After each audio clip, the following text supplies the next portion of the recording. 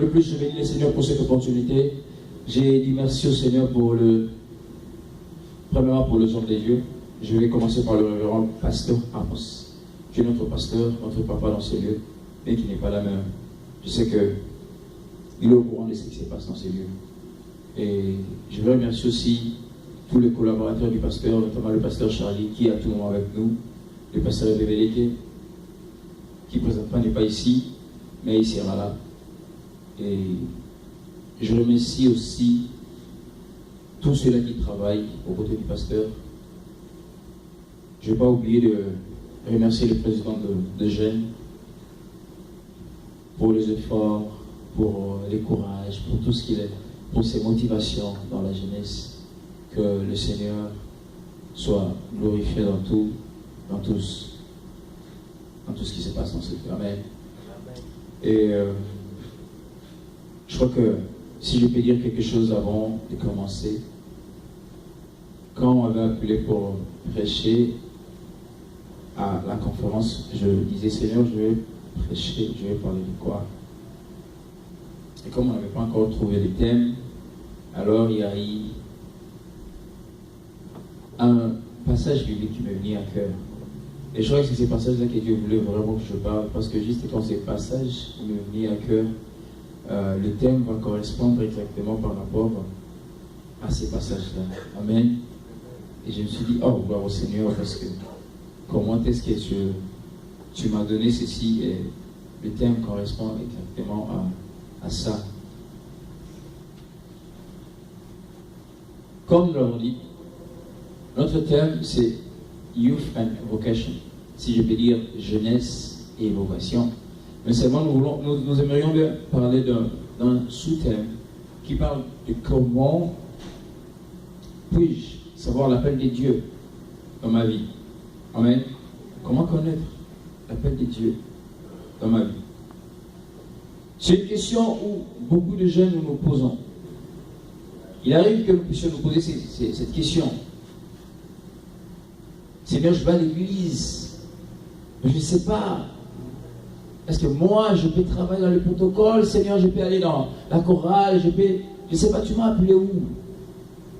Souvent, il y a des jeunes dans nos églises respectives, il y a beaucoup de jeunes parmi nous, mais seulement s'il faut compter combien qui sont de jeunes qui sont dans l'œuvre de Dieu.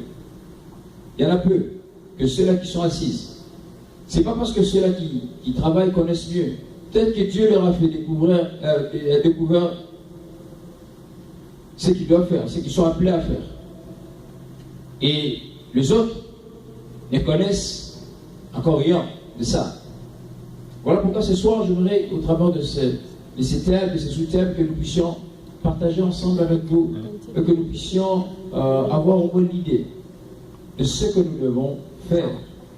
Comment pouvons-nous arriver à connaître que réellement dans notre vie, Dieu nous a appelés à quelque chose. Amen. Vous savez, parler de thèmes comme jeunesse, vocation, ce sont des thèmes très larges, qui peuvent prendre même un mois, juste pour ça. Parce que en fait, la jeunesse, c'est dans le monde entier. Quand on parle de thème de jeunesse, ce n'est pas seulement dans les domaines de religion, mais parce que dans tous les domaines, on rencontre que les gens, c'est des parlent de jeunesse. Même si nous allons dans nos universités, vous allez voir que il y a toujours ces sujets qui interviennent, de la jeunesse. Des fois, il y a le devoir que ceux qui sont étudiants arrivent à faire dans les maisons. C'est que quand les professeurs vous envoient faire un TP, tout ça, et puis ils pensent d'abord, les professeurs vous envoient faire des recherches. Selon lui, d'abord, il veut que vous arriviez à comprendre d'abord qu'en tant que jeune, vous êtes appelé à chercher tout ça. En fait, il a l'idée là de jeunesse. C'est-à-dire de vous envoyer à faire quelque chose. Il vous pousse. Et c'est ça, en fait, l'idée. Comment toutes les choses, des fois, que nous avons l'habitude de dire ici, ce sont les jeunes qui sont poussés à le faire. Qu'est-ce que fait la jeunesse? Est-ce bien d'être jeune? Ou qu'est-ce que ça explique? Alors, je suis allé dans les dictionnaires, je faisais des recherches par rapport au mot jeunesse. J'ai vu des définitions littérales de la jeunesse où on dit la jeunesse, on dit, c'est les temps de la vie entre l'enfance et la maturité. Amen. Ou l'âge adulte. Ça, c'est une définition que j'ai trouvée dans Larousse. On dit que la jeunesse, c'est un temps de la vie. On n'explique pas que ce n'est pas une éternité, mais c'est juste un moment où vous passez dans votre vie. Mais ces moments, c'est situé, on dit, entre l'enfance et jusqu'à ce que vous atteigniez la maturité. Ça, c'est selon les dictionnaires. Alors, la question est de savoir, je me suis dit, oh, mais si c'est comme ça, alors, pourrions-nous parler de jeunes, quelqu'un qui est mature, qui a moins de 30 ans? J'ai dit, mais c'est bizarre cette définition, c'est un peu bizarre. Mais, plus loin, les gens définissent la jeunesse comme étant un écart d'âge qui va de 0 à 7 ans. Généralement, nous définissons ça comme ça. On ne dit pas que la jeunesse, c'est seulement l'enfance à l'âge mature. On dit souvent la jeunesse, c'est va de 0 à 7 ans. Amen. C'est cet âge-là. C'est comme ça qu'on définit ça. Et une pensée m'est venue à cœur de me poser cette question de savoir, en fait, si pour aujourd'hui poser une question dans chacun de nous, quand on parle de jeunesse, qu'est-ce qu'on pense? Quand une première fois vous vous rencontrez avec une personne, dans un débat ou je ne sais pas quoi, il dit que oh, ça c'est la jeunesse. Quelle est le premier qui vient en tête? Souvent, on se dit que quand la personne dit que c'est la jeunesse, c'est qu'il est en train de faire allusion peut-être à une expérience. Il s'est dit, c'est l'inexpérience, c'est le manque de contrôle, le manque de maîtrise, c'est peut-être le zèle. Et là, c'est lorsque la jeunesse est définie d'une manière et on exprime la jeunesse d'une manière un peu négative par rapport à la vie des gens. C'est qu'on pense que la jeunesse, c'est le fait d'être immature. Quand on parle généralement du mot jeune, qui sort de ce mot jeunesse, quand on parle du mot jeune, c'est-à-dire on voit que c'est quelque chose de nouveau. Quelque chose qui demande encore du temps pour apprendre. Mais moi je pensais autrement. Une pensée m'est venue, c'est qu'on peut définir la jeunesse négativement, mais il y a aussi une positivité dans la jeunesse. Il n'y a pas que ce qui est négatif dans la jeunesse. Quand en réalité la jeunesse, moi je le définis d'abord comme étant la continuité d'une génération.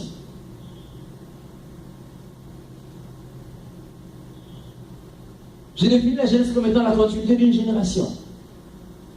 Parce que ceux qui sont vieux finiront par mourir. Comme on a toujours la pensée. Parce qu'aujourd'hui, nous vivons avec des jeunes qui meurent. Mais c'est le plan un peu général. Parlons un peu sur le plan général, le plan âge. C'est que ce sont les vieux qui meurent avant. Et ceux qui sont moins âgés, et ils ne meurent pas encore. C'est qu'on définit la jeunesse comme étant la continuité. Moi, je définis la jeunesse comme étant la continuité d'une action que les gens matures ou vieux vous ont précédé, ont pu laisser.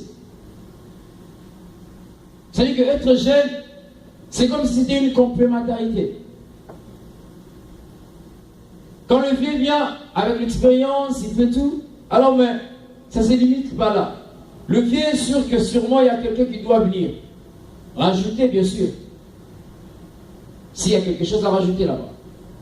Et c'est ça même, à ce moment-là, que le vieux pense que cette personne qui peut faire ça, c'est le jeune. Mais j'ai une question à poser quand je définissais la jeunesse. J'ai une question à poser. Parce que notre thème va plus jeunesse et vocation. Mais ma question est de savoir maintenant, aujourd'hui nous sommes jeunes dans l'église des dieux. Quel est notre rôle en tant que jeunes dans l'église? En fait, qu'est-ce que les jeunes à l'église sont appelés à faire? Quelle est l'importance de la jeunesse? D'être jeune dans l'église. Parce que la jeunesse, le mot jeunesse peut aussi exprimer de nouvelles idées qu'elle en a.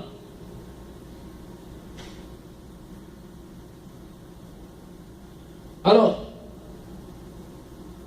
plus loin je suis allé définir le mot vocation. Parce que je voudrais bien qu'on comprenne jeunesse et vocation. En fait, qu'est-ce que jeunesse et vocation? Les deux ont en commun. Amen. Et par définition, vous allez voir que la vocation, on dit ceci. Quand je regarde la définition littérale du mot vocation, on dit, en fait, c'est le penchant à être. Le fait, en fait, c'est la vocation, c'est avoir le penchant sur quelque chose, ou dans quelque chose, ou dans un domaine. C'est le fait d'avoir un penchant dans un domaine. La vocation peut représenter, par exemple, je donne un exemple simple. Quelqu'un qui aime beaucoup le service militaire.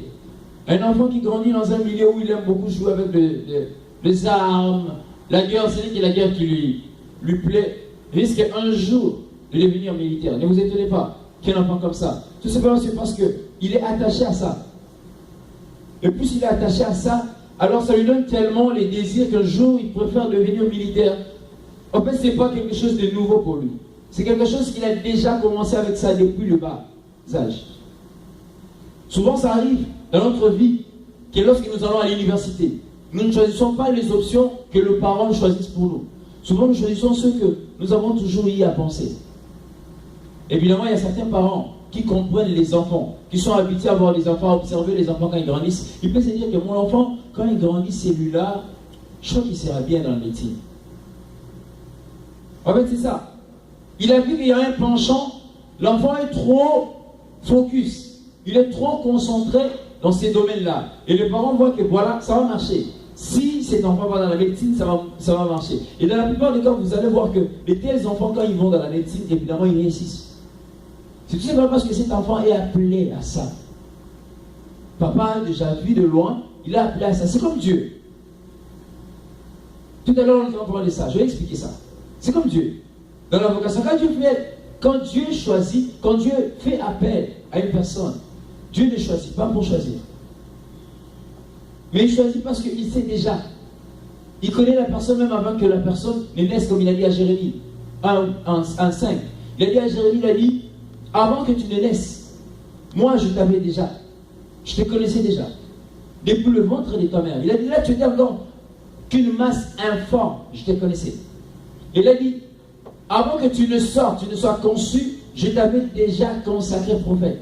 C'est que le jour où Jérémie est en train de réclamer au Seigneur, mais Seigneur, voilà la souffrance, voilà j'annonce ta parole, mes frères, je suis emprisonné, je vis des difficultés. Dieu lui rappelle tout justement que tu as appelé à ça. Pour toi, ce n'est pas quelque chose de nouveau, c'est quelque chose auquel je t'avais déjà orienté depuis, même avant que tu ne sois conçu. C'est en fait ça. Et si nous allons sur le plan étymologique du mot vocation, j'aimerais un peu qu'on définisse ça. L'étymologie du mot vocation, on dit que ça vient du latin. C'est un mot latin qui signifie vocare. Je ne sais pas si j'ai dit ça bien, vocare ou bien vocare. C'est en latin en fait. Ceux qui ont fait les latins peuvent mieux prononcer ça. Mais c'est vocare, c'est V-O-C-A-R-E. Et ce mot-là veut tout simplement dire appelé par la voix. Amen. Donc quand on parle de vocation, c'est appelé. Généralement on parle de l'appel. On ne parle de rien d'autre que de l'appel. Ce que la personne est appelée à faire. Et généralement le mot vocation entre plus dans le contexte de l'église. On emploie plus sur l'appel lié à Dieu. L'appel dans les services.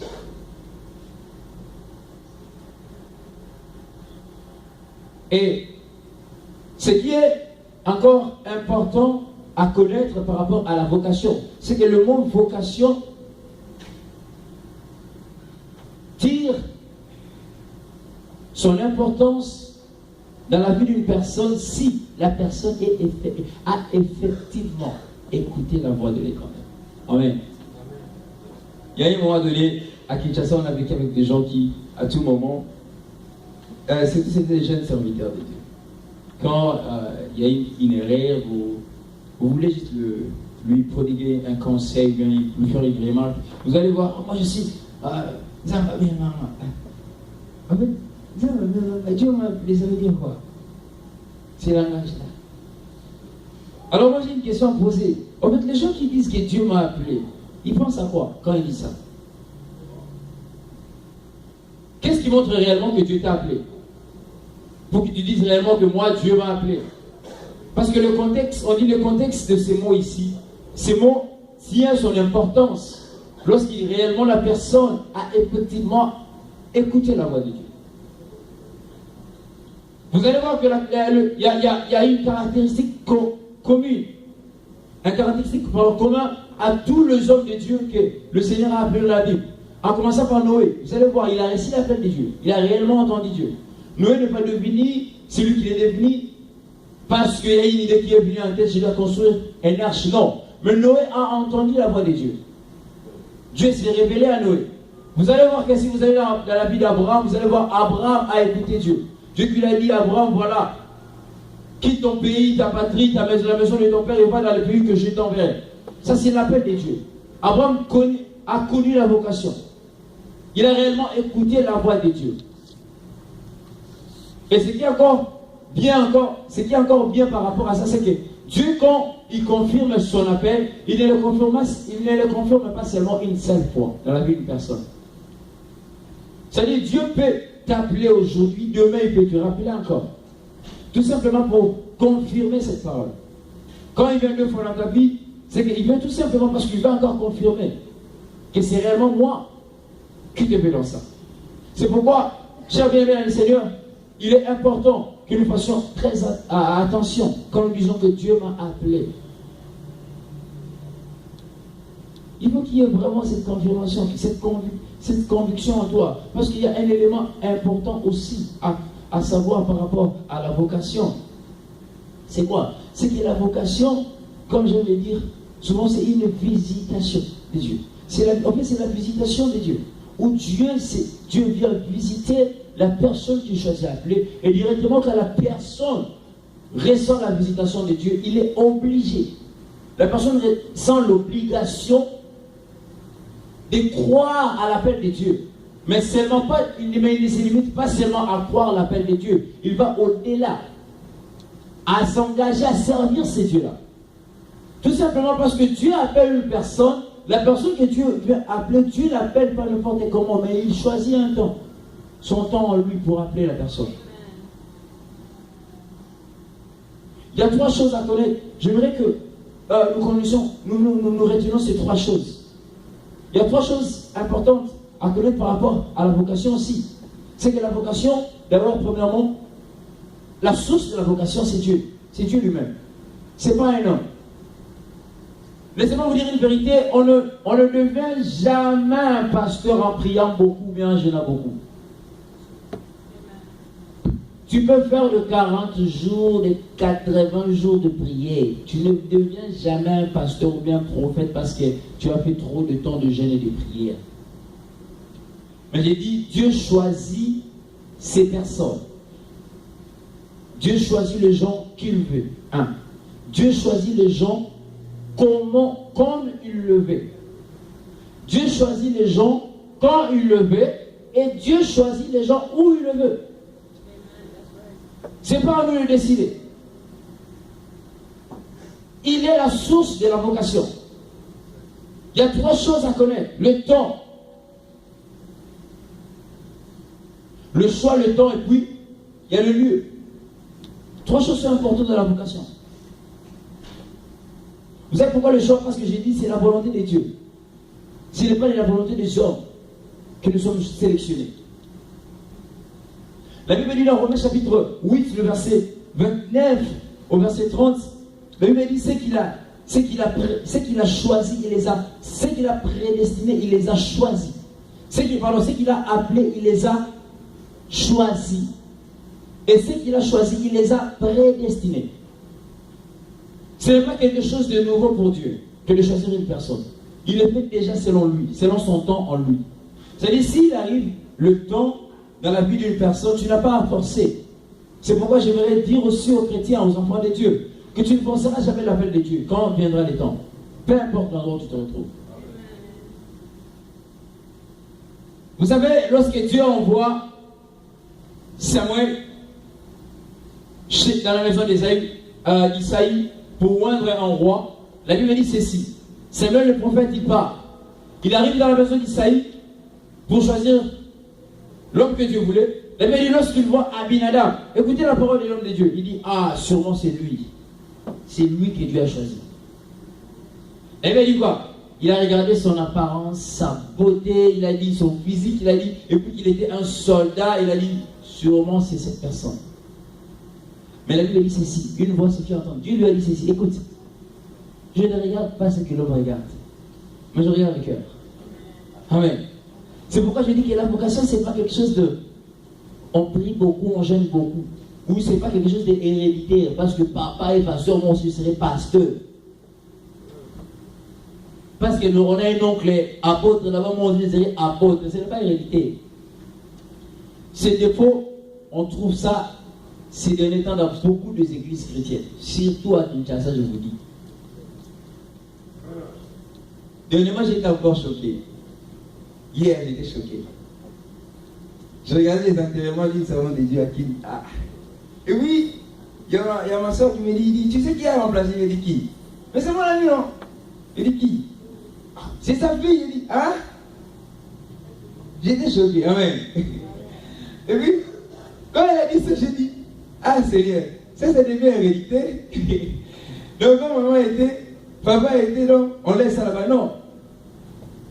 Si réellement vous êtes appelé, vous avez entendu la voix de Dieu, vous feriez ce que Dieu vous allez faire ce que Dieu vous dira. Si réellement, dans votre appel, l'appel que vous avez reçu de Dieu, vous allez faire la volonté de Dieu, pas des hommes. Parce que ce qui est encore, l'une des choses encore importantes dans la vie d'un appelé de Dieu, c'est qu'un homme que Dieu a appelé obéit à la voix de Dieu. Allez voir Jacob, allez voir tous les prophètes, allez voir de Jérémie, allez voir d'Ézéchiel, allez voir tous ces hommes de Dieu que Dieu a appelés. Ils obéissaient à la voix de Dieu. Nous allons lire 1 Samuel chapitre 3, le verset 1er. 1 Samuel chapitre 3, à partir du verset 1er jusqu'au verset 8e. Jusqu'au verset 10e. Finissons au verset 10e. Je lis au nom du Seigneur Jésus. 1 Samuel, chapitre 3, le verset 1er au verset 10e. Le jeune Samuel était au service de l'Éternel devant Élie. Retenez ces choses. La Bible dit que le jeune Samuel, le jeune que nous sommes, nous étions au service des dieux, à la Restoration Church, je ne sais pas dans quelle église, à la grâce, je ne sais pas dans quelle église, devant l'homme de Dieu qui est là-bas. Amen. On dit le jeune Samuel était au service de l'Éternel devant Élie. Élie, le sacrificateur. La parole de l'Éternel était rare en ces temps-là. Retenez ces choses. Dieu intervient, j'avais dit ceci. Quand Dieu appelle, il y a une chose aussi importante, je disais bien par rapport à l'appel de Dieu. C'est que lorsque Dieu choisit son serviteur, il est choisi par rapport à son temps, à lui Dieu. La Bible dit ici, c'est quoi? L'Éternel, la parole de l'Éternel était rare en ces temps-là. Et quand la parole de l'Éternel devient rare, c'est que Dieu doit agir. Parce que ça ne peut jamais se passer. Où Dieu est là, Dieu s'est dit que ma parole devient rare comme ça. Pourquoi? Voilà les temps qui arrivent. Les hommes ne pouvaient pas comprendre ça, mais Dieu, lui-même, dans sa pensée, il a vu que sa parole était devenue rare. Il avait dit que la parole était rare. Et le vision n'était pas fréquente. C'est-à-dire, quand on parle de vision, on ne voit pas le vision seulement où on a tendance à voir, voilà, Dieu m'a montré ceci. Non, on parle de vision des idées. On ne voyait pas un futur devant. Quand on parle de vision ici, en fait, on pensait plus par rapport au futur. On regardait le futur. Il n'y avait pas un espoir pour les choses à venir. Mais il n'y avait pas d'espoir. On se disait, On ne sait pas encore. C'est-à-dire, il y avait des tâtonnements. Quand on dit le vision n'était pas fréquent, c'est-à-dire, il y avait un peu des tâtonnements. Soit on s'est dit, soit on dit voilà. Et les questions qui se posent. Et là, il dit, en ce même temps, Élie qui commençait à avoir les yeux troubles et ne pouvait plus voir, était couché à sa place. Il ne pouvait plus voir, il était couché à sa place. La lampe de Dieu n'était pas encore éteinte. Ça gêne. La lampe de Dieu n'était pas encore éteinte. Vous savez, dans les tabernacles, dans les temples, il y avait des lampes comme ça. Comme les chandeliers qu'on voit là-bas. En fait, quand on parle de la lampe, on voit les chandeliers. Et les chandeliers avaient été constitués de 7, j'ai encore oublié le nom, mais je vais me rappeler. En fait, dans la lampe, il y avait les 7 chandeliers, si je peux dire, ça ce sont les chandeliers. En fait, il y avait 7 chandeliers, et la Bible dit que ce n'était pas encore éteinte. Donc, c'était encore allumé. Parce qu'en fait, la lampe allumée représentait déjà la présence de Dieu, était encore là. Et la Bible dit ceci. Et Samuel était couché dans les temples de l'Éternel. Le petit Samuel qui était au service de Dieu était couché. Elle dit où était l'arche des dieux. Oh, j'aime encore ça. L'arche des dieux, qui a beaucoup de mystères à l'intérieur. Alors l'Éternel appela Samuel. Il répondit, me voici. Et il courut vers Élie et dit, me voici, car tu m'as appelé. Et lui répondit, je n'ai point appelé. Retourne te coucher, et il alla se coucher. L'Éternel appela le nouveau Samuel, et Samuel s'éleva, alla vers Élie, et dit, me voici, car tu m'as appelé. Et il répondit, je n'ai point appelé mon fils, retourne te coucher. Ça, c'est la deuxième fois qu'il entend encore la voix. Il vient vers la même personne, et la personne lui renvoie pour lui dire que non, je ne t'ai pas appelé. Et la Bible dit pour la troisième fois encore. The Bible says for the third time, Samuel ne connaissait pas encore l'Éternel. did not yet know the Lord, Et la parole de l'Éternel ne lui avait pas encore été révélée. and the word of God had not yet been revealed to him. Ça dit quand la Bible dit que That means that when Samuel ne the Bible connaissait says pas encore Samuel l'Éternel, did not yet know the Lord, c'est que Samuel that means that était Samuel encore ignorant de beaucoup de was choses. still ignorant of many things. La Bible dit la parole de The l'Éternel ne lui Bible avait pas encore été says that the révélée. word of God Ça had dit not que yet been revealed to him. malgré qu'il servait, That means regardless of il the avait fact encore that he besoin was de quelque serving, chose. he still needed something. Donc il lui manquait encore beaucoup de choses. He was still lacking a lot of Et la things. parole lui dit And ceci. the word of God said, Et il dit à le chapitre 8, le verset 8, verse 8 says, l'Éternel appelait le nouveau Samuel pour la troisième fois. then God called Samuel for the third time. Dieu a appelé la première fois, God called him the Dieu first a time. insisté la deuxième God fois, insisted Dieu a the insisté second pour une time. troisième Then he fois. La insisted Bible for a dit third ceci. time. The Bible says, Et Samuel s'éleva, and Samuel got alla up vers Élie and went towards Eli et dit, and said, mais voici car tu m'as appelé. Here I am because you have called me. Mais écoutez la troisième fois. For the third time. Élie comprit So Eli que understood c'était l'Éternel qui that the appelait Lord l'enfant. had called the boy. La Bible dit ceci, Samuel, The Bible l'enfant. says the boy, C'est-à-dire, Samuel, Élie comprend que, il y a beaucoup that means d'ignorance that encore ici. Eli understood that there was a lot of ignorance. Et il dit maintenant, il And donne he says now, maintenant he says, une sagesse à l'enfant. He Il gave a transmet le wisdom. sagesse à He l'enfant. transmitted wisdom. Voilà pourquoi au début je disais That's ceci. why at the beginning I was saying, Retenez que Samuel just était au retain that service de Samuel l'Éternel. was at the service of the Il Lord, servait Dieu, mais and he devant was Élie, les serving God in sacrificateurs. front of Eli, the high priest. C'est comme nous qui sommes ici jeunes. It's like us, we are Chaque here personne as a une youth. église. Everybody has a church. Nous venons de différentes églises. We come from different Il y a churches. ceux de Restoration There's some Church. people that come from la Restoration grâce. Church, from Il y a Grace différentes Ministry. There's different churches. Tous nous servons. We all are Nous serving. servons Dieu. We're serving Mais God. seulement devant qui? But in front of who? Devant l'homme de Dieu qui a In appelé. front of the man of God that is called. Amen.